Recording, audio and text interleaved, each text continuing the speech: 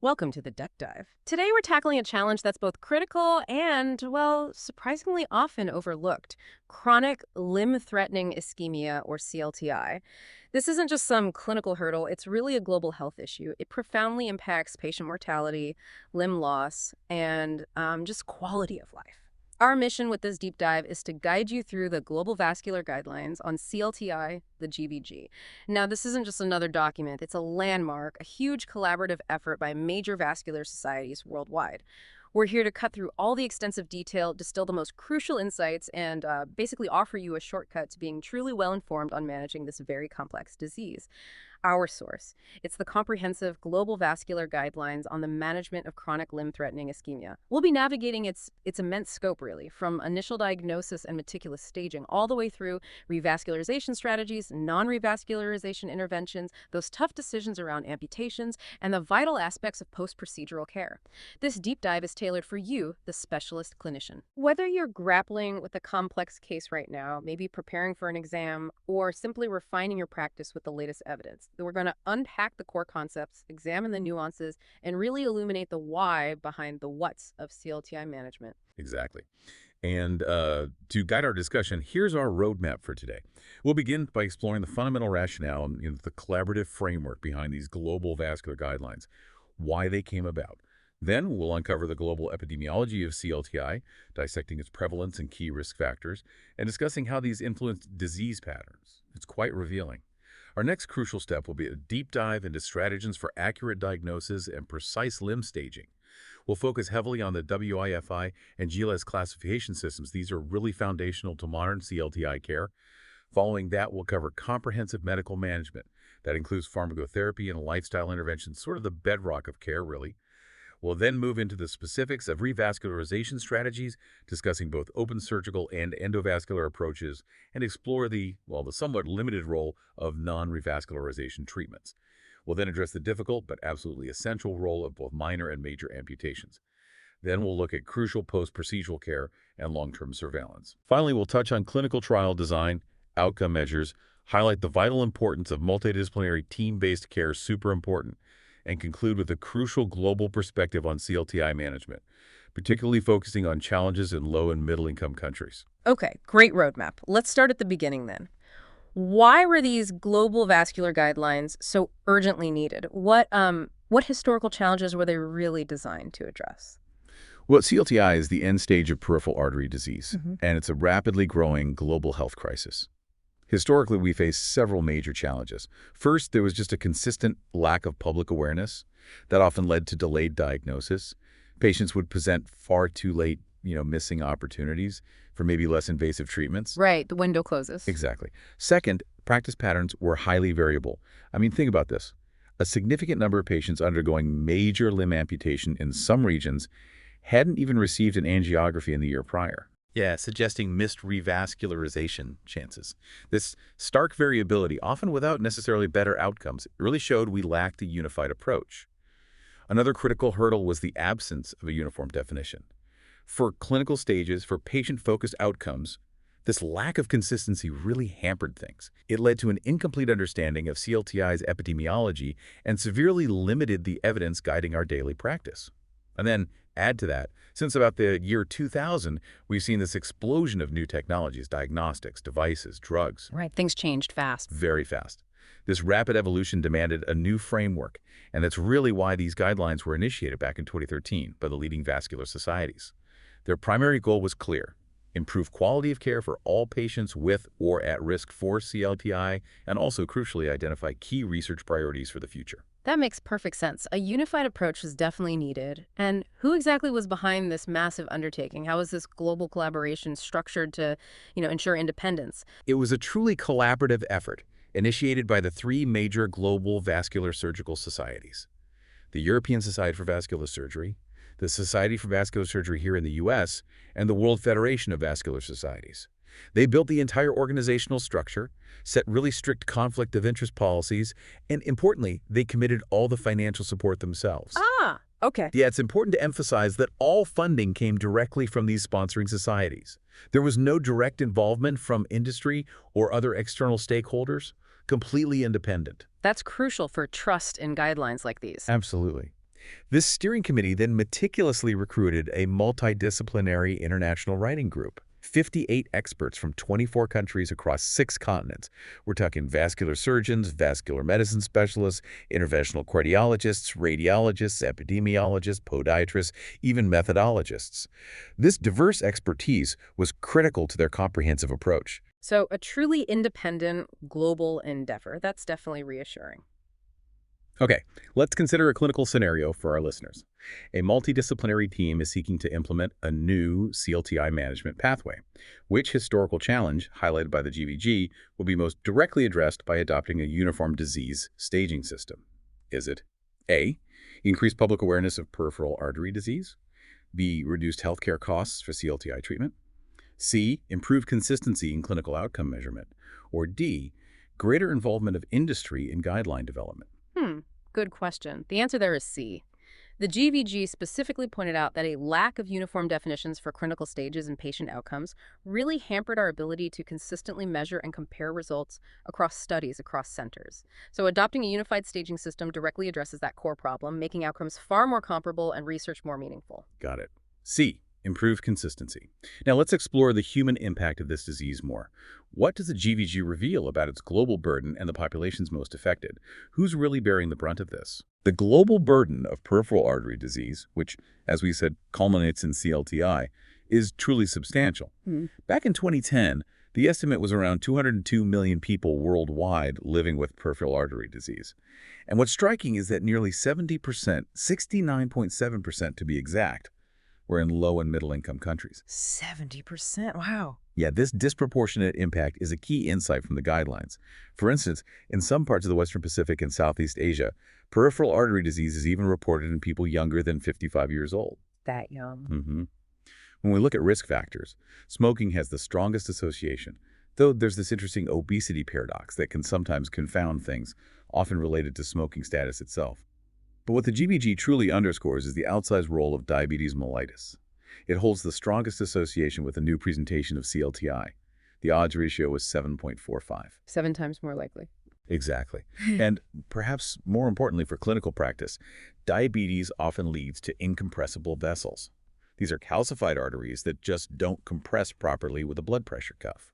This can completely mask the true severity of the disease during hemodynamic assessment. The GVG points out that these falsely normal ankle brachial indices can, in fact, independently predict major amputation. That's a critical point. A normal ABI isn't always reassuring. Not at all, especially in this population. This is a really crucial nuance for clinicians to grasp. Hypertension and dyslipidemia are, of course, well-known risk factors. And chronic kidney disease, especially end-stage renal disease, is particularly linked to diffuse disease in the arteries below the knee, the infrapopliteal arteries. In terms of anatomic distribution, the patterns can vary. Women may be more prone to femoropopliteal disease, while elderly men and those with diabetes are more likely to develop infrapopliteal disease or even diffuse disease way down in the tiny pedal arteries. And despite some progress in medical therapies, it's stark. Patients with advanced peripheral artery disease and CLTI remain at a profoundly high risk of premature death. One German study cited showed 4-year mortality rates for Rutherford class, 6 CLTI patients exceeding 60%. 60% mortality in 4 years. That's incredibly high. It is. And interestingly, up to 40% of those deaths were non-cardiovascular, perhaps reflecting improvements in cardiovascular medical therapy, but highlighting the overall systemic burden of the disease. Okay, so just to quickly recap that crucial segment, CLTI is a major growing global health problem, hitting low and middle income countries particularly hard. While many risk factors are known, the GVG really shines a light on the disproportionate impact of diabetes, especially how it can create diagnostic challenges like those incompressible vessels. These insights really underscore the systemic nature of the disease and its devastatingly high associated mortality. Now, let's bring this right into daily practice. How do we accurately diagnose and meticulously stage CLTI in our patients, especially given those diagnostic nuances you just mentioned, like the unreliable ABI? Right. Accurate diagnosis and staging are absolutely foundational. It really begins with a detailed history. Ischemic rest pain is that classic hallmark. Usually it affects the forefoot, it's typically worse at night, often requires opiate analgesia. It's considered diagnostic of CLTI if it's been present for over 2 weeks and you have hemodynamic evidence of severely impaired perfusion. Like what kind of evidence? Like an absolute ankle pressure below 50 millimeters of mercury or an absolute toe pressure below 30 millimeters of mercury. Ischemic ulcers are also common, frequently on the toes or forefoot, although in diabetics with neuropathy their location can vary quite a bit. Gangrene usually starts in the forefoot. During the physical exam, you might note nonspecific signs: coolness, dry skin, hair loss, maybe dystrophic toenails. The Berger sign, that's pallor on elevation, and rubor or redness on dependency is often present. Capillary refill will be slow, typically over 5 seconds. And here's a crucial practical tip the guidelines mention. Never examine a patient with suspected CLTI with their leg hanging down, Why is that? because that dependent position can cause reactive hyperemia, making the foot look better perfused than it actually is. It can lead to false reassurance. Always examine them supine. Good tip. Okay, what about the non-invasive tests? For non-invasive hemodynamic tests, the ankle brachial index, or ABI, is the usual first-line test. Many CLTI patients will have an ankle pressure below 50 millimeter Hg or an ABI below 0.4. However, as we just discussed, in patients with diabetes or chronic kidney disease, the ADI can be falsely elevated due to those incompressible calcified arteries. An ABI over 1.4 definitely indicates non-compressible vessels, but even values between 0.4 and 1.4 can be artifactually high if the waveforms look dampened or abnormal. And you said those falsely normal ABIs are dangerous? Yes, they actually predict major amputation. So in patients with diabetes or end-stage renal disease, toe pressure, or TP, and the toe brachial index, TBI, are preferred because the digital arteries are less prone to calcification. TP is more accurate than ankle pressure in these cases and more predictive of 1-year amputation risk. A TP below 30 millimeters of mercury is a very concerning sign. Transcutaneous oximetry, or TCPO2, is another useful tool. It assesses microcirculation and can help predict wound healing potential. A TCPO2 below 10 millimeters of mercury also strongly predicts amputation risk. Okay, so multiple tools, and the key is choosing the right one based on the patient, especially considering diabetes and CKD. Precisely. You can't rely solely on the ABI in those groups. So once we have that hemodynamic picture, perhaps using toe pressures or TCPO2, how do we integrate all this information, the wound, the ischemia, any infection, into a comprehensive staging system? How do we move beyond that historical chaos of different systems you mentioned? That's exactly where the WIFI classification system comes in. It's a really important development highlighted in the guidelines. WIFI stands for wound, ischemia, and foot infection. Its purpose is to provide an integrated, threatened limb classification system specifically designed to stage CLTI patients for limb salvage. It's actually a grade 1C recommendation in the guidelines. Grade 1C, so strong recommendation based on consensus, maybe not high-level trial data yet. Exactly. But its value is clear. It correlates the severity of the limb threat, combining the wound, the ischemia, and the infection, with both the risk of amputation and the potential benefit from revascularization. WIFI assigns grades 0 to 3 for each component, so you get a score for wound, W0 to 3, ischemia, I0 to 3, and foot infection, FI 0 to 3. For instance, an ischemia grade 3 signifies a severe perfusion deficit, like those very low toe pressures we talked about. A wound grade 3 might be extensive tissue loss. An infection grade 3 could be deep abscess or osteomyelitis. And how does this translate into prognosis? The prognostic value is quite clear from studies cited in the GVG. One study by Takuda in 2018 showed median 1-year major limb amputation rates increasing significantly across the combined WIFI clinical stages. For example, WIFI stage 0 had 0% amputation risk at 1 year.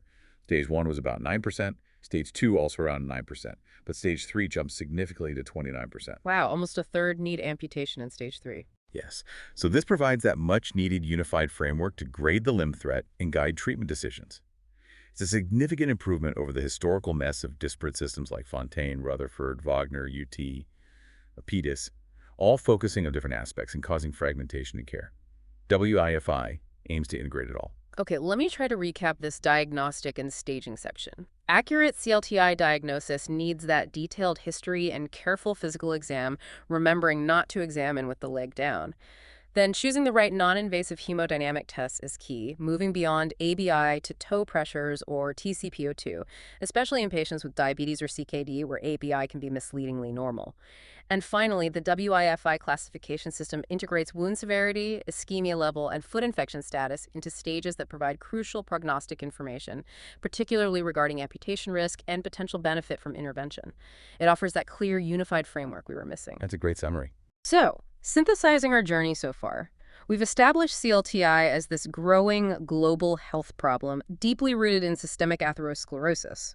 We know it's driven by specific modifiable risk factors like diabetes, which can even create unique diagnostic challenges, like those tricky incompressible vessels. These new global vascular guidelines are a critical step forward. They address that historical variability and the lack of standardized outcomes by providing clear diagnostic tools and, crucially, staging systems like WIFI. WIFI integrates those key clinical factors, wound, ischemia, foot infection, to help us make much more informed treatment decisions, really moving us towards a more precise, evidence-informed approach to managing these complex limbs. Well put. Okay, time for another practical scenario for our listeners. Imagine a 55-year-old patient with CLTI. They have a wound on their midfoot, significant perfusion deficit resulting in a WIFI ischemia grade of 3, and moderate infection, let's say WIF infection grade 2. According to the GVG, this patient's overall WIFI classification, reflecting that combination of wound, ischemia, and infection, would significantly influence which of the following clinical decisions is it? A, whether to offer smoking cessation counseling. B, the choice between endovascular intervention versus open surgical bypass. C, the type of long-term statin therapy to prescribe. Or D, the frequency of follow-up for contralateral limb progression. Okay, think about the WII components. The answer here is B, the choice between endo and open revascularization. The GVG explicitly states that for average-risk CLTI patients with disease below the inguinal ligament, the decisions about endovascular intervention versus open surgical bypass should be based on 3 key things. 1, the severity of limb threat, which is exactly what WIFI quantifies. 2, the anatomic pattern of disease, which we'll get to with GLAS. And 3, the availability of suitable autologous vein. So the WIFI score directly informs the severity of limb threat and plays a key role in choosing the most appropriate revascularization strategy for that individual patient's situation. Got it. So WIFI is a major input into that revascularization decision. Excellent. Okay, building on diagnosis and staging, let's talk about the absolute bedrock of managing these patients. What's the foundation? Let's talk medical management. Yes, medical therapy is absolutely the undisputed foundation of CLTI management. We have to remember, CLTI signifies end-stage systemic atherosclerosis. These patients carry an incredibly high mortality risk. Studies show 20 to 26% within just 1 year, mostly from cardiovascular events like heart attack or stroke. That's huge. 1 in 4 or 5 dying within a year. Exactly. So aggressive risk factor management isn't just about saving the limb, it's absolutely crucial for overall patient survival. First, antiplatelet therapy. The GVG strongly recommends, this is a grade 1, a recommendation long-term antiplatelet therapy, usually aspirin or clopidogrel, for all CLTI patients. This is proven to reduce major adverse cardiovascular events, or MC, and it also helps improve patency after any revascularization procedure. What about using both aspirin and clopidogrel together, dual therapy? Right. Dual antiplatelet therapy, or DAP. The guidelines suggest considering DAPT, so aspirin plus clopidogrel, for at least 1 month after infrainguinal endovascular interventions. That's a grade 2C recommendation. For prosthetic bypass grafts below the groin, DAPT for 6 to 24 months is considered a grade 1C recommendation. So stronger evidence for prosthetic grafts. Slightly stronger recommendation, yes. But there's a caveat. While some analyses suggest DAPT might reduce major amputations, it definitely increases bleeding risk. The guidelines acknowledge we still need more high-quality randomized controlled trials to really define the risks versus benefits, the optimal dosing, and the duration. It's still an area of active research. Okay. What about cholesterol management? Statins are another absolute cornerstone. A moderate or high-intensity statin is a strong grade 1, a recommendation for all CLTI patients. Landmark trials like the Fourier trial, which looked at PCSK9 inhibitors lowering LDL cholesterol dramatically, have shown how rigorously managing lipids doesn't just improve overall survival. But there's also evidence, mostly retrospective but consistent, suggesting statins may enhance long-term graft patency after bypass surgery. That's a crucial benefit for limb preservation. Good to know. And blood pressure. Controlling hypertension is also a grade 1A recommendation. It significantly reduces AMP.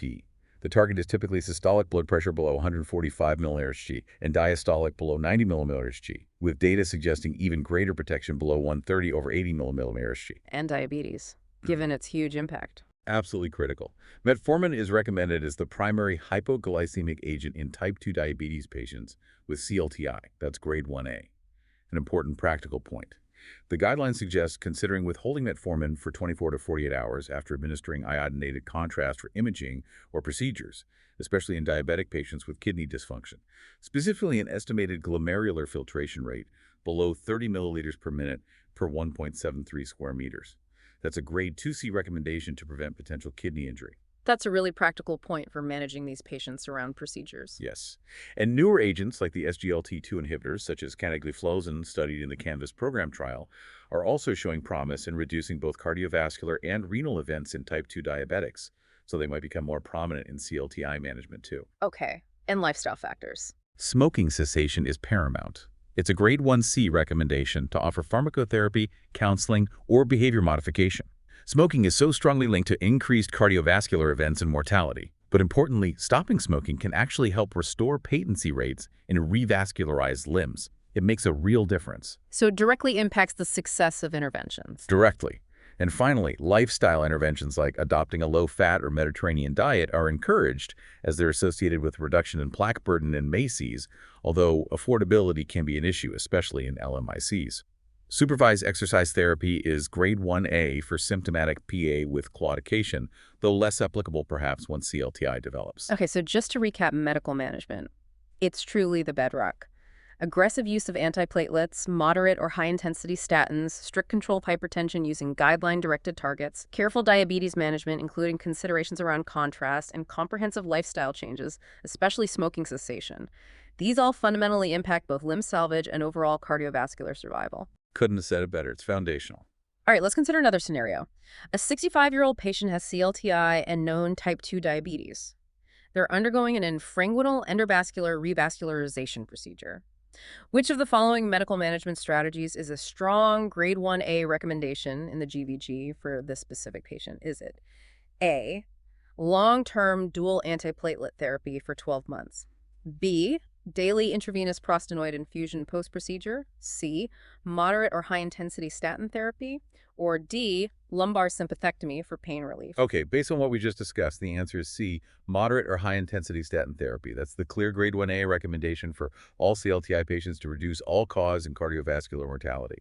Long-term DAPT for 12 months after endo is, as we said, a weaker grade 2C recommendation for consideration, not a strong grade 1A. Intravenous prostanoids have no data to support reducing major amputation risk. And lumbar sympathectomy is definitely not recommended to prevent amputation. Its role is very limited, maybe for symptom relief in non-reconstructible cases, but certainly not standard post-revascularization. Perfect. C, statin therapy. Okay, now you mentioned earlier that WIFI tells us the severity of limb threat, but the Global Limb Anatomic Staging System, or GLASS, provides the crucial anatomic roadmap. Can you unpack GLASS for us? Well, what is it, and why do we need it alongside WIFI? That's the perfect distinction, exactly. GLASS was developed because, historically, our PAD classification schemes were often too focused on individual lesions or specific arterial segments. They didn't really integrate the complex, multi-level patterns of disease we typically see in CLTI. Successful revascularization, especially when there's tissue loss, almost always requires restoring good, strong, inline pulsatile blood flow all the way down to the foot. So GLASS introduces this really important concept of a target arterial path, or TAP. This TAP is identified using high-quality imaging like angiography or maybe CTAMRA. The idea is to select the least diseased crural artery, the one providing the best potential outflow down to the foot, often guided by angiosome preference if there's a specific wound location. Okay, so it maps out the best route for blood flow. Precisely. And importantly, the GLASS stage is designed to correlate primarily with endovascular outcomes. The guidelines acknowledge that the ideal TAP for an endovascular intervention might actually be different from the preferred target for an open surgical bypass. Ah, that's an interesting nuance. It is. GLASS simplifies inflow disease staging looking at the aortoiliac and common femoral arteries, and it specifically notes that a hemodynamically significant stenosis, over 50% of the common femoral artery, is a key modifier. The system then provides detailed grades for the femoral popliteal or FP segment disease, that's the SFA and popliteal artery, and also for the inframalleolar or IM and pedal artery disease patterns, looking at the tibial arteries and foot vessels. These different segmental grades are then combined using a specific algorithm outlined in the guidelines, which we can think of as integrating the disease burden along that chosen target arterial path to determine the overall GLAS stage for the limb. This gives a grade from 1 to 4, reflecting increasing anatomic complexity along the DAP. So it gives a complexity score for the chosen path. Essentially, yes. Ultimately, GLAS, when you use it together with the WIFI score, which tells you the clinical severity, and an assessment of the patient's overall risk, provides a really powerful framework for what the guidelines call evidence-based revascularization, or EBR. It gives us a much clearer picture of both the clinical limb threat from WIFI and the specific anatomical challenges we're facing from GLAS, helping to guide whether endo or open surgery might be better suited, or perhaps predicting the likely success or complexity of an endovascular approach. Okay, so just to recap GLAS, it's this novel, integrated anatomic staging system. It's crucial for defining that target arterial path, the best potential route to restore flow to the foot. It correlates primarily with endovascular outcomes, and it works hand in glove with WIFI and patient risk factors to guide those evidence-based revascularization decisions. It gives us the what we need to fix anatomically, while WIFI tells us how bad the situation is clinically. That's a perfect way to put it. Excellent. This naturally leads us directly into the treatment options themselves. When and how do we actually revascularize these limbs, and what's the evidence guiding those really critical choices between different strategies? Right. The GVG advocates strongly for what they term a selective revascularization algorithm. This contrasts with maybe a more simplistic endovascular first approach that became popular in some places. The guidelines argue for a more nuanced decision based on specific clinical and anatomic scenarios. The decision between open surgical bypass and endovascular intervention is complex, as we've touched upon. A really critical factor, emphasized as a grade 1C recommendation, is the availability of an adequate length and quality autologous great saphenous vein conduit. The patient's own vein. Exactly. If a suitable vein isn't available, the guidelines generally recommend preferring endovascular intervention. Why? Because the long-term performance of prosthetic grafts or even venous allografts in these challenging below-knee positions is often significantly inferior to a good vein bypass. So vein availability is king for open bypass. It really is a major determinant. So the overall decision hinges on that triad we discussed. The WIFI score, reflecting severity of limb threat, the GLAS stage, defining the anatomic pattern and complexity, and the availability of good quality autologous vein. That's the core framework, grade 1C.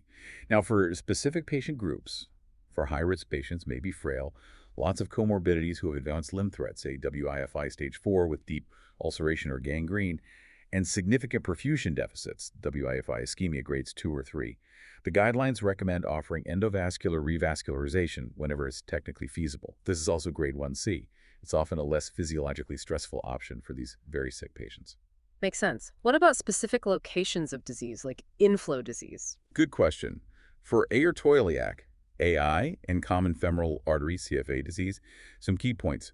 If there's deep space foot infection or wet gangrene, urgent surgical drainage and aggressive debridement is crucial. First, that's a good practice statement.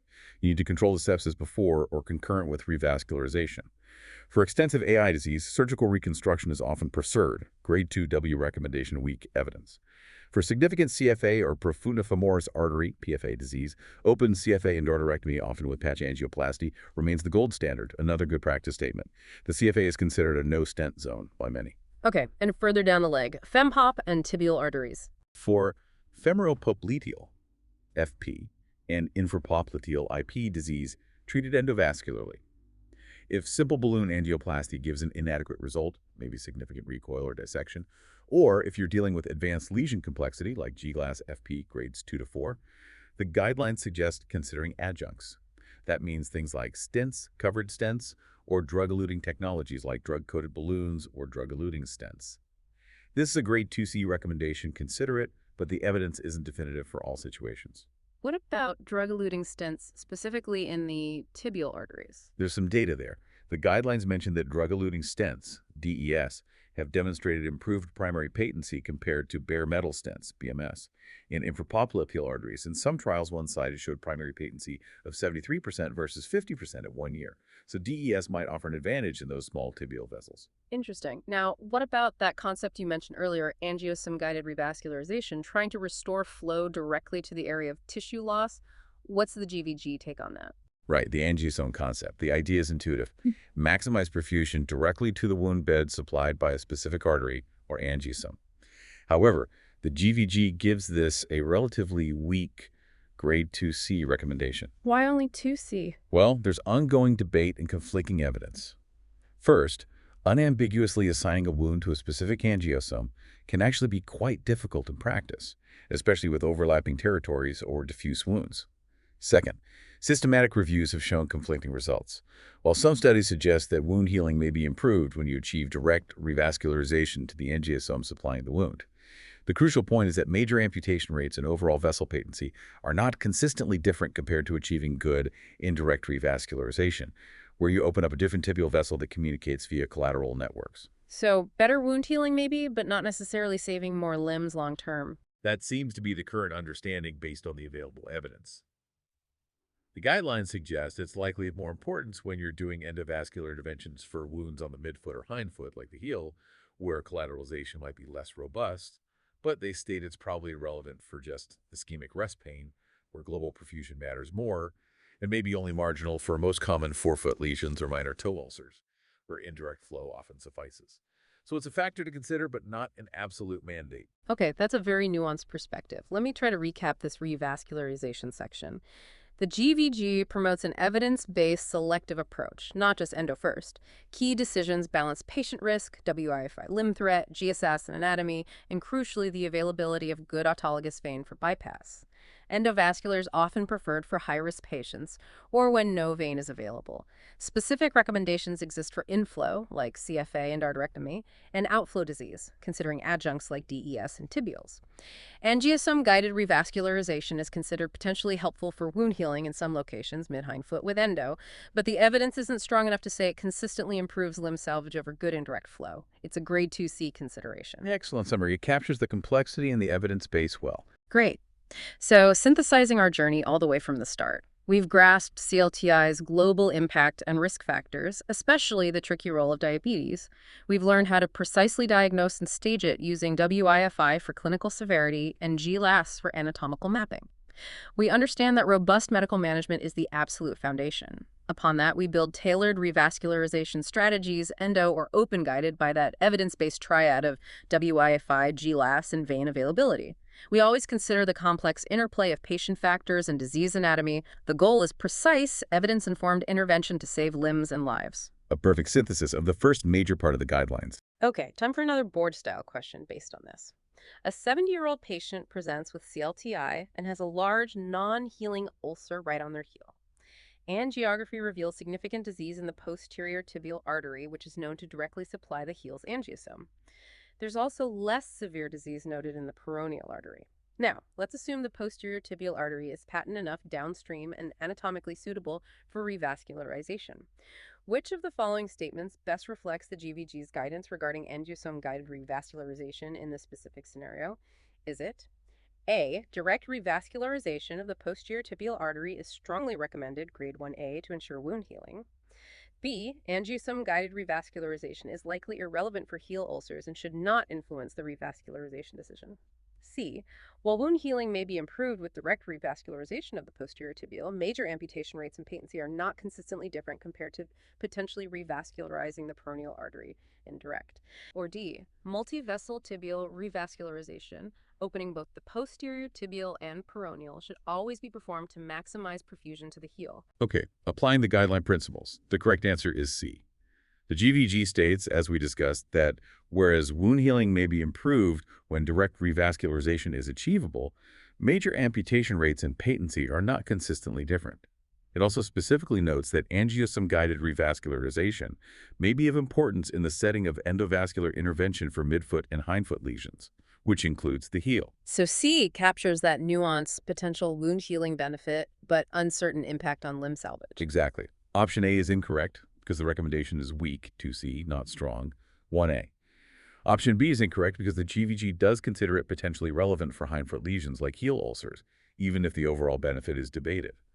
Option D is incorrect because the role of routine multivessel tibial revascularization is largely unknown and usually only considered selectively, not always performed. Perfect explanation. C is the answer. Okay, moving on. But what about those unfortunate patients where revascularization isn't really an option? Maybe their anatomy is too hostile, they're too frail for a major procedure, or perhaps revascularization has already failed.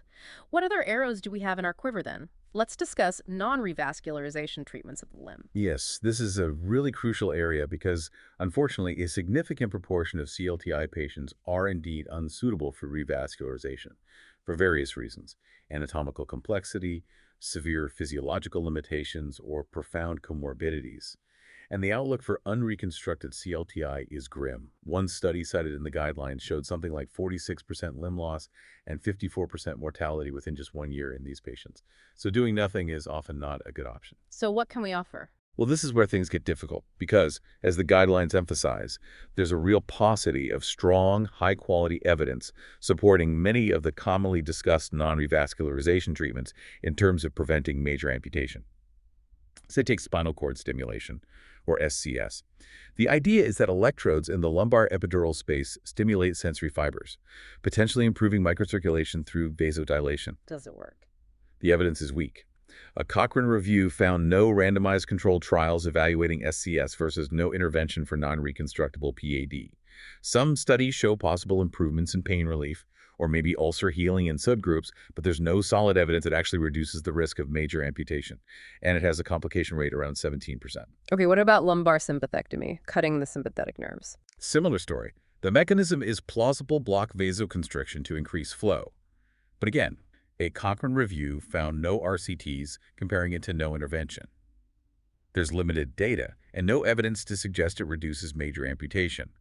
The European guidelines state it shouldn't be considered to prevent amputation, though maybe, just maybe, it could relieve symptoms for some non-revascularizable patients.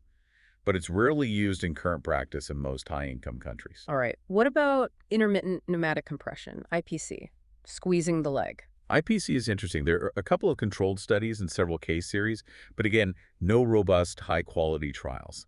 One study reported improved pain relief, increased toe pressures, and even increased popliteal artery flow, with a remarkable 94% limb salvage at 3.5 years. They argued it was cost-effective. Another found 40% wound healing at 6 months. A meta-analysis based on low-quality evidence, though, did suggest a reduced amputation risk. So maybe some potential, but it needs better trials. And drug therapies for these non-reconstructible patients, prostanoids. Prostanoids, like prostaglandin, two analogs, they're potent vasodilators. But the guidelines state there's no data to support their use to reduce the risk of major amputation in non-revascularizable CLTI. Newer RCTs actually showed no difference compared to placebo in terms of pain relief, ulcer size reduction, or amputation prevention, and they tend to have more side effects. So generally not recommended for this purpose. Any other drugs? Other vasoactive drugs like naftadureal were looked at in a Cochrane review, but it found statistically non-significant effects on pain or skin necrosis. There's just insufficient evidence to support their use in CLTI due to the low methodological quality of the studies available. What about things like hyperbaric oxygen therapy, HBOT? Again, limited and low-quality evidence. The guidelines find no support for its routine use, specifically to prevent amputation or improve wound healing in the broad CLTI population, although it might have roles in very specific wound care scenarios, often adjunctive. Okay, so not much solid evidence for those. What about the more futuristic stuff? Gene and cell-based therapies trying to grow new blood vessels, angiogenesis. All right, this is an area of intense research. The concept is to deliver angiogenic growth factors like plasmids carrying genes for hepatocyte growth factor, HGF, or vascular endothelial growth factor, VEGF, or to use cell therapies like injecting bone marrow-derived mononuclear cells or expanded autologous stem cells. Has it worked in trials? The results have been mixed and, so far, somewhat disappointing in terms of major endpoints. Early trials showed some encouraging signs, maybe some improvement in TCPO2 or pain scores, or perhaps a reduction in ulcer size with HGF plasmid therapy in one trial. But, and this is the key point, they have not consistently demonstrated an improvement in amputation-free survival, or AFS, which is really the critical outcome we care about. For example, the RESTORE-CRI trial used an expanded stem cell therapy called ixmyelocility. It showed a reduction in a composite treatment failure endpoint compared to placebo, especially in patients with tissue loss. But crucially, there was no difference in the primary endpoint of amputation-free survival. Other studies, like the BALI trial using bone marrow cells, also showed no statistical difference in major amputation or pain relief compared to placebo. Early safety concerns about promoting retinopathy or tumor growth seem to have lessened, but the efficacy for saving limbs remains unproven in large trials. So promising biology, but not yet translating into consistent clinical success for limb salvage. That's a fair summary of the current state reflected in the guidelines. It's still very much investigational. Okay, let me try to summarize this section on non-revascularization treatments. Basically, while these treatments, SES, sympathectomy, IPC, prostanoids, HBOT, even Genicel therapies are sometimes used or investigated, the hard truth reflected in the GVG is that strong, high-quality evidence supporting their routine use to prevent major amputation or consistently improve limb outcomes in non-revascularizable CLTI patients is largely lacking. Yes, that's the bottom line. Some show potential, like maybe IPC or the biologics, but they still require much more rigorous research before they can be widely recommended for that purpose. They should really only be considered on an individual patient basis with a very careful discussion of the limited evidence and potential risks versus benefits. Exactly. It underscores why successful revascularization remains the primary goal whenever feasible. Right. Okay, this leads us to a tough but absolutely essential topic. When do amputations become a necessary part of the management pathway, and how should we approach them? Yes, it's a difficult but crucial part of comprehensive CLTI care. We know CLTI is associated with reduced life expectancy and a high risk of limb loss. While vascular reconstruction is the primary method we aim for to achieve functional limb salvage, it's not always possible or successful. Minor amputations like toe or partial foot amputations are actually very often needed, especially in diabetic patients, to remove necrotic or infected tissue and allow the rest of the foot to heal. Remember, diabetics have about a 25% lifetime risk of developing a foot ulcer, and half of those get infected. So minor amputations are common adjuncts. Very common. But talking about major amputation below or above the knee, it's critical, as the guidelines emphasize, that this should not be considered a failure of vascular surgery or care. Instead, in carefully selected patients, it should be viewed as another definitive treatment pathway, one aimed at preserving or restoring walking ability with a prosthesis, or resolving intractable pain and infection when limb salvage isn't a realistic or desirable goal. Okay, so when is primary major amputation the right choice instead of attempting revascularization? The guidelines outline several indications for considering primary major amputation. 1. Severe unremitting ischemic rest pain that's completely unresponsive to maximal medical therapy, including opiates. 2. Irremediable infection like wet gangrene or an ascending infection that's threatening the patient's life, or such extensive tissue loss that a functional foot salvage is simply impossible. 3. A non-functional lower extremity due to other reasons like paralysis or severe fixed flexion contractures that would preclude walking even if the limb were saved. And 4. Patients with severe comorbid conditions or very limited life expectancy, perhaps someone who is already bedridden where undergoing extensive, high-risk revascularization procedures would pose too great a physiologic stress or provide very limited functional value. Frailty assessment is key here. So cases where salvage is impossible, futile, or too risky? What about amputation after trying to save the limb? That's termed secondary amputation. It's considered when one or more attempts at revascularization have failed to heal the limb or relieve symptoms, and the likelihood of success with further durable redo procedures is deemed very limited. Here, the goal shifts towards achieving a well-healed amputation stump that allows for successful prosthetic fitting and rehabilitation, ideally back to independent ambulation. And the level of amputation below knee, above knee, how is that decided? Selecting the right level is absolutely critical because the primary goal is achieving primary wound healing at that level. Failure to heal often leads to further surgery, prolonged hospital stays, and poor functional outcomes. The guidelines mention typical healing rates and perioperative mortality, which vary significantly by level. For instance, below-knee amputations, BKAs, generally have healing rates cited between 30 and 92%, quite a range, with perioperative mortality around 4 to 10%. But good potential for ambulation, maybe 40 to 80% achieve it. Through knee amputations have reasonable healing, 60 to 81%, and mortality 1 to 17%, with ambulation rates around 57 to 70%. Above-knee amputations, AKAs, tend to heal more reliably, 60 to 95%, but they carry higher perioperative mortality, 10 to 20%, and significantly lower rates of successful prosthetic ambulation, often only 20 to 40%. So preserving the knee joint is really important for walking potential. Hugely important. But predicting healing at a specific level remains challenging. There's no single perfectly accurate method. TCPO2 has been extensively studied, with wound complications increasing significantly if the TCPO2 at the planned amputation level is below, say, 40 mmHg. But ultimately, it often remains largely a clinical decision based on tissue viability, demarcation, and surgical judgment. Achieving primary healing can be difficult.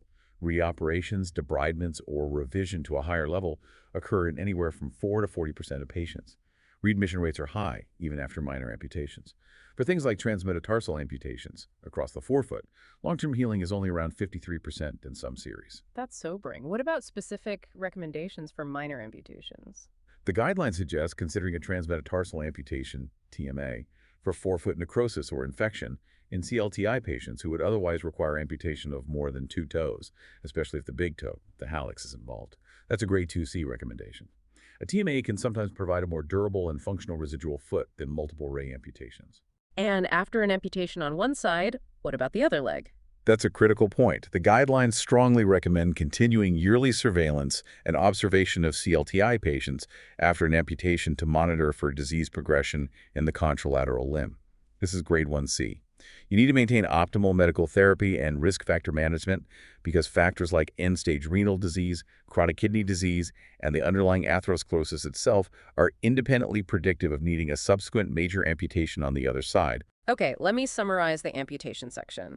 It's a tough but integral part of CLTI management when limb salvage isn't feasible or appropriate. The focus shifts to patient function, pain relief, and quality of life. Major amputation shouldn't be seen as failure, but as a pathway to potential rehabilitation.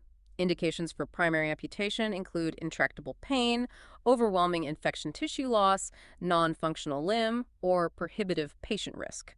Choosing the amputation level, BKA versus AKA, is crucial for healing and ambulation potential, though prediction is imperfect. Preserving the knee is key. Minor amputations like TMAs are common. And importantly, ongoing surveillance of the contralateral limb is essential after any amputation. Yes, that covers the key aspects well. All right, we've navigated diagnosis, medical management, revascularization, non-revascularization options, and amputation. But the journey doesn't end after a successful revascularization procedure.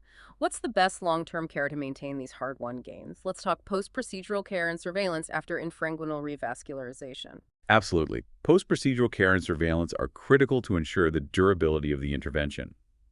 First and foremost, the best medical therapy we discussed earlier must continue long-term.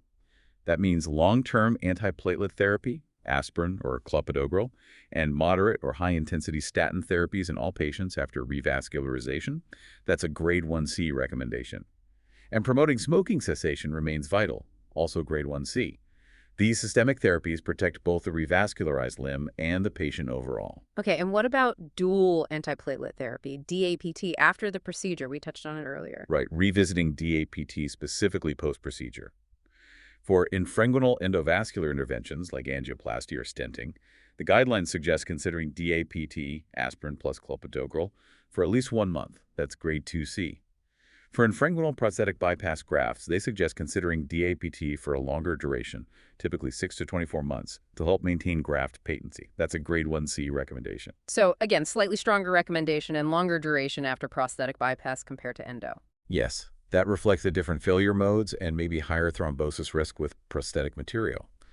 However, the evidence base for DAPT in peripheral interventions is still weaker than in coronary interventions. Trials like Camper had to stop due to poor enrollment. The MIRROR trial showed DAPT decreased target lesion revascularization after FEMPOB intervention, but didn't significantly improve primary patency. Meta-analyses suggest DAPT might reduce major amputations, but consistently show increased bleeding risk. One propensity-adjusted analysis linked DAPT to improved survival after CLTI revascularization, but that's not definitive proof. So the bottom line is still that we need more high-quality, adequately powered, randomized controlled trials to clarify the optimal DAPT strategy, who benefits most, for how long, and balancing efficacy against bleeding. Understood. So medical therapy continues, DAPT considered selectively. What about surveillance, checking if the bypass or stent is staying open? Surveillance strategy really depends on the type of revascularization performed. For vein grafts, bypasses using the patient's own saphenous vein, Duplex ultrasound, due as a surveillance, is highly effective and strongly recommended, grade 1C. Vein grafts tend to fail due to stenosis developing within the graft or at the anastomosis, especially in the first year or two. DUS is excellent at detecting these treatable stenoses before the graft thromboses, allowing for timely intervention, like angioplasty, to maintain patency. Regular surveillance intervals are recommended, for example, maybe at 3, 6, and 12 months in the first year, and then annually thereafter if stable. So regular DUS checks are crucial for vein grafts. Absolutely. It's one of the most evidence-based things we do in postoperative care. However, for prosthetic grafts, like PTFE or Decron, DUS surveillance is generally less reliable than for vein grafts in detecting correctable lesions before graft failure.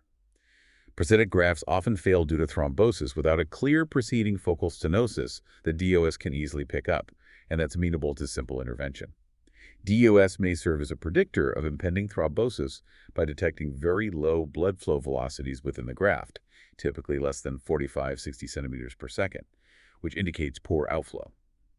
Some evidence suggests anticoagulation with warfarin might improve patency for these low-velocity prosthetic grafts, but overall, the guidelines don't provide specific, strong recommendations for routine DUS surveillance intervals or re-intervention triggers for prosthetic grafts in the same way they do for vein grafts. It serves more as a guideline. That's a very important distinction. Vein graft surveillance is high yield. Prosthetic graft surveillance is less so for predicting pre-thrombotic lesions. Correct. The mechanisms and timing of failure are different. Okay, let me recap post-procedural care. Continued best medical therapy, antiplatelet statin smoking cessation is non-negotiable, grade 1C. DAT is considered selectively shorter term after endo, grade 2C, potentially longer after prosthetic bypass, grade 1C, but balancing benefit against bleeding with more research needed. Surveillance is key but differs. Robust evidence, grade 1C, supports regular duplex ultrasound for vein grafts to detect treatable stenosis before thrombosis. For prosthetic grafts, DUS is less reliable for finding pre-thrombotic lesions, though low flow velocities might predict failure. Excellent recap of that section. Great. Now, this brings us to how we actually build the evidence base we've been discussing. How do we design and conduct clinical trials to continually improve CLTI care, especially given all the complexities of these patients and their disease? This is where we really push the boundaries of knowledge. Yes, conducting high-quality clinical trials in the CLTI population is uniquely challenging. The guidelines acknowledge that the evidence base for CLTI revascularization strategies is generally weaker compared to, say, coronary interventions. Traditional drug trial methodologies, phase 1 through 4, don't easily transfer to evaluating surgical or interventional device therapies. Plus, the high comorbid burden of CLTI patients, lots of heart disease, kidney disease, diabetes, leads to significant challenges with patient recruitment, retention, and competing risks like death from other causes, which can dilute the ability to see treatment effects on limb outcomes. So standard RCTs are difficult. What frameworks or approaches help? The guidelines mention the IDEAL framework, which stands for Idea, Development, Exploration, Assessment, and Long-Term Study. It's a system specifically designed for evaluating new surgical and interventional therapies in stages, adapting the rigor of trial design to the stage of development. It might be adaptable for CLTI research. What about using existing data, like registries or databases? They definitely have a role. Administrative databases and registries offer benefits like lower cost, simplicity, and potentially better external validity because they reflect real-world practice. They're valuable for identifying practice trends or generating hypotheses. However, their major limitation is the substantial risk of treatment bias and confounding. You can't easily determine cause and effect because patients weren't randomly assigned to treatments. So, while useful, they can't replace well-designed prospective studies or RCTs for definitive evidence. Okay. You mentioned objective performance goals, or OPGs, earlier. How do they fit in? Right. The OPGs were developed by the Society for Vascular Surgery's Critical Limb Ischemia Working Group. The purpose was to try and standardize outcome measurements for CLTI patients undergoing interventions, initially benchmarked against outcomes from open bypass surgery. The idea was to establish reasonable benchmark values for things like safety and effectiveness that novel endovascular therapies could be compared against, perhaps in single-arm studies without needing a full head-to-head RCT right away, especially for regulatory approval pathways. What are the key OPGs? The key OPGs focus on two main things: early safety, often measured by a composite of major adverse limb events, AL, plus postoperative death within 30 days, and long-term clinical effectiveness, primarily measured by amputation-free survival, AFS, at 1 year or longer. There are other OPGs for specific variables too. However, a limitation noted is that OPGs themselves become outdated. They can't really be refreshed or updated reliably without new, good quality RCTs to provide contemporary benchmarks, so their long-term utility might be limited without ongoing comparative trials. Makes sense. When we do run RCTs for CLTI revascularization, what outcomes should we be measuring? The guidelines strongly recommend using a comprehensive menu of outcomes, drawing from 4 main categories. They even include a table, Table 11.2, outlining these. First, objective clinical outcomes. This is the core stuff. Amputation-free survival, AFS. Major adverse limb events, male things like major amputation or major reintervention. Freedom from all-cause mortality. Freedom from MI or stroke, and freedom from reinterventions, both major and minor, maybe even counting the number of reinterventions. Second, subjective outcomes, meaning patient-reported outcome measures, PROMs, and health-related quality of life, HRQL. These are strongly recommended because they capture the patient's perspective on how the treatment impacts their daily life, pain, and function. Instruments like the EQ5D or the VASUQOL are examples. So beyond just saving the limb, how is the patient actually doing? Exactly. Third, hemodynamic outcomes. These are objective measures of blood flow improvement, like changes in ankle pressures, toe pressures, their indices, ABI, 2BI, or TCPO2. And fourth, anatomic outcomes. This usually refers to imaging-based outcomes like vessel patency, primary patency, secondary patency, or freedom from target lesion, target vessel, or target limb revascularization. Using outcomes from all 4 categories gives a much more complete picture of treatment success than just focusing on one aspect like patency alone. And how long should these trials follow patients? This is critical. The guidelines strongly recommend a minimum follow-up duration of 2 to 3 years for pivotal trials. They argue that 6 or 12-month follow-up, while common in early device studies, is simply inadequate to assess the true clinical durability of interventions for CLTI, where late failures are common. 2 to 3 years minimum, Yeah. and assessing the quality of the evidence. They recommend using established frameworks like grading of recommendations, assessment, development, and evaluation. Importantly, GRADE considers multiple domains to assess the certainty of evidence, not solely relying on the study design, like RCT versus observational. Factors like risk of bias, inconsistency, indirectness, imprecision, and publication bias all play a role. That's recommendation 11.14. Okay, let me try to summarize clinical trial design in CLTI. It's complex due to patient factors. Frameworks like IDEAL can help structure research. Registries are useful but have bias limitations. OPGs provide benchmarks but need updating via RCTs. Crucially, trials should use a comprehensive set of endpoints: objective clinical, AFS, male, subjective, PROMS, HRQL, hemodynamic, and anatomic. And long-term follow-up, at least 2 to 3 years, is essential to assess durability. Evidence quality should be rigorously assessed using GRADE. Precisely. It highlights the need for thoughtful and robust research in this challenging field. Absolutely. Now, if we've learned anything throughout this discussion, it's that CLTI is incredibly complex and touches on so many aspects of patient health. It's clearly never just one specialty's problem. So, how do we build effective teams to tackle this complexity? Let's talk about the value of multidisciplinary team-based care. Yes, this is a point the guidelines emphasize very strongly. There's widespread recognition now, supported by evidence leading to a Grade 1C recommendation, of the immense value of multidisciplinary and interdisciplinary team-based care to optimize outcomes for CLTI patients. The exact components of the team might vary depending on local resources and expertise, but the principle is that you need a coordinated approach bringing together all the critical skill sets and resources. This is often conceptualized as a center of excellence model. What kind of skills are needed on the team? The guidelines implicitly list essential skills: expertise in vascular assessment, both clinical and non-invasive testing, advanced wound care, infection management, including infectious disease consultation perhaps, podiatric care, both endovascular and open revascularization techniques, potentially plastic surgery for complex reconstructions, dietology, endocrinology, rehabilitation services, and nutritional support. It's a broad coalition. And where is this approach most clearly beneficial? The benefit is perhaps most dramatically illustrated in the context of diabetic foot syndrome, or DFS. This is incredibly common in CLTI patients and very complex, often involving neuropathy, ulceration, Charcot-neuroarthropathy, deep infection, and underlying PA all at once. The guidelines even include a figure 12.2, showing how teams are often organized specifically for diabetic foot care. DFS also carries a huge cost burden. One U.S. study cited a mean one-year cost of over $44,000 per patient. So what impact does bringing a team together have? the impact can be profound. Multiple studies show that adding podiatry expertise to vascular or diabetic foot teams significantly reduces major amputation rates and associated healthcare costs. A really striking example comes from the Netherlands, where setting up dedicated multidisciplinary diabetic foot teams nationwide was associated with a reported 34% reduction in lower extremity amputations. Simply reorganizing inpatient care to facilitate this team approach can demonstrably save limbs.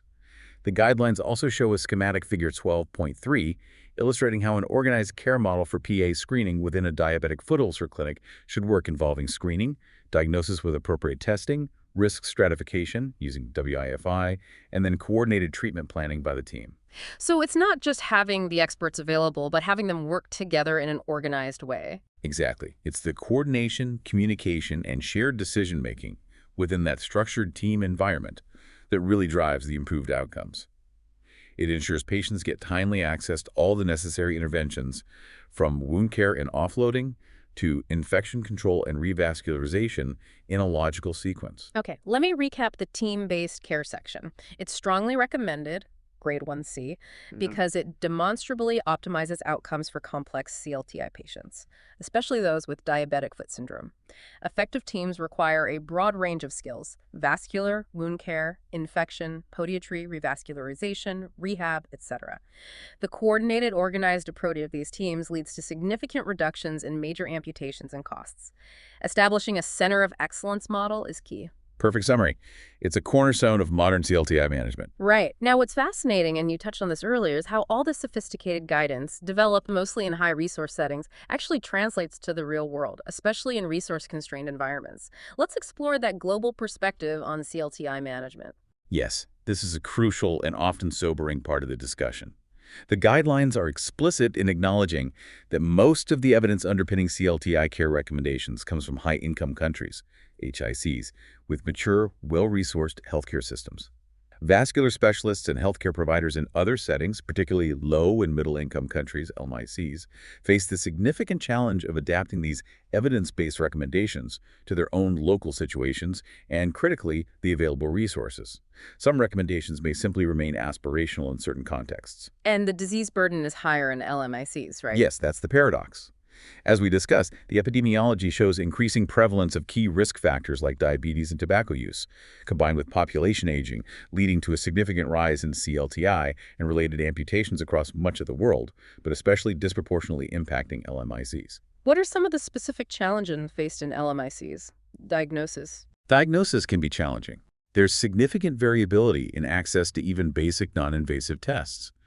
While handheld Doppler for ABI might be available, access to more advanced testing like toe pressures, TCPO2, or formal vascular lab duplex ultrasound is often limited.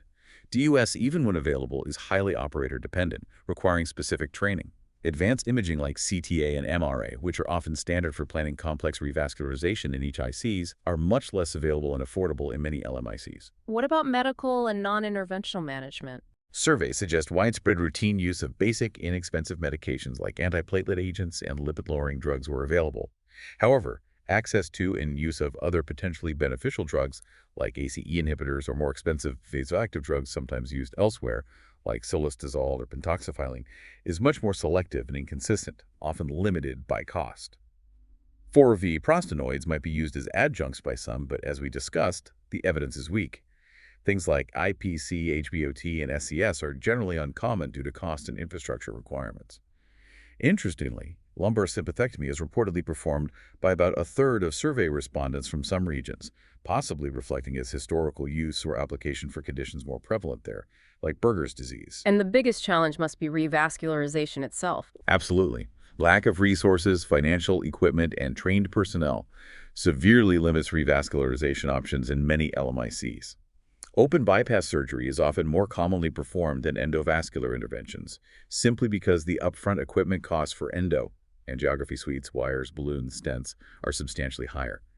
Even with open surgery, challenges remain, like inconsistent availability or quality of vein conduits.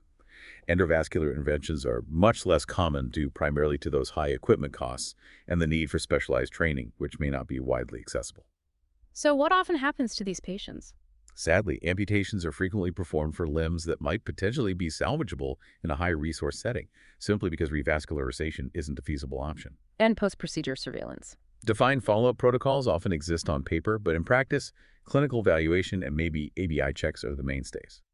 Routine use of duplex ultrasound for surveillance, especially following the detailed protocols recommended for vein grafts in HICs, is variable and often limited to a minority of centers. This also must have a huge economic impact on patients and families. Immense.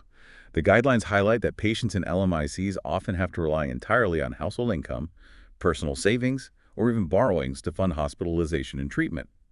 A diagnosis of CLTI requiring intervention or amputation can easily push families into deep poverty. That's a stark reality. Was there anything else on the global perspective, maybe regarding specific devices? Yes, the guidelines included a specific addendum addressing the safety concerns that emerged around 2019 regarding paclitaxel-eluting devices, balloons and stents, used in peripheral interventions, based on a meta-analysis suggesting increased long-term mortality. The GVG steering committee's stance was cautious.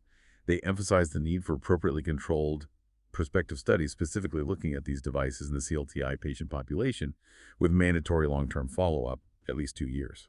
Given the indeterminate risk versus efficacy in this specific high-risk population and the availability of alternative treatment modalities, like non-drug-eluting devices or open surgery, they advised that caution should be exercised in using paclitaxel devices in CLTI patients outside of rigorously conducted clinical trials. Okay, another important nuance. So, recapping the global perspective, there's a major disparity in CLTI care. LMICs face a rising tide of disease burden, but are severely constrained by limited resources for diagnosis, medical management, and especially revascularization. This forces difficult adaptations of guidelines developed in HICs, often leading to higher amputation rates and significant economic hardship for patients. Specific concerns, like those around paclitaxel devices, require further study in this vulnerable population. It really highlights a global challenge for equitable care. Absolutely, it's a critical issue the vascular community needs to address. As we bring this incredibly detailed deep dive to a close, it's just so clear that effective CLTI management is truly a holistic, multifaceted endeavor. It demands that aggressive foundation of medical therapy, precise diagnosis and staging using tools like WIFI and GLS, strategic revascularization endo or open when appropriate and feasible, guided by evidence, and also thoughtful consideration of non-revascularization options and, when necessary, amputation pathways, all seamlessly integrated within a functioning multidisciplinary team framework. This comprehensive understanding, which we've hopefully helped unpack from these landmark global vascular guidelines, is what equips you, the clinician, with the knowledge needed to navigate this really challenging landscape and make truly patient-centered decisions. Couldn't agree more. And perhaps, if we connect this all to the bigger picture, while these guidelines provide an absolutely unparalleled, state-of-the-art framework for CLTI care based on the best available evidence, the continued global rise in diabetes, the aging population, and those profound economic and resource disparities we just discussed, particularly highlighted in the global perspective section of the guidelines. Well, it raises a really important, perhaps provocative question for all of us listening. How will we, as a global vascular community, innovate?